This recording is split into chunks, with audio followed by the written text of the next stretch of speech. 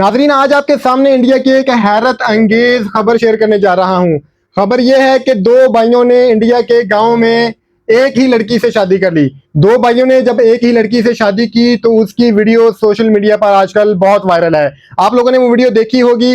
उसमें दो भाई एक ही लड़की से शादी कर रहे हैं। यह खबर इंडिया हिमाचल प्रदेश के एक गांव की है, जहां पर दो भाइयों ने एक ही लड़की से शादी की और उसकी वीडियो प्रॉपर सोशल मीडिया पर बनाकर अपलोड की गई और पूरी दुनिया में वो वीडियो वायरल हो गई। हर बंदे ने ये वीडियो देखी और इंडिया पर थू थू कर रहा है। उस गांव में ये रवाज कदीम जमानों से चला आ रहा था, लेकिन वो छुप छुपा कर ये काम कर रहे थे। लेकिन अब उन्होंने सरेआम और खुलेआम ये काम करना शुरू कर दिया है। अब उन्होंने प्रॉपर रस्म और रिवाज अपने किए और जो उस शादी में मेहमान आए थे उनको प्रॉपर खाना वगैरह दिया गया और ढोल ढुमक्का भी किया गया।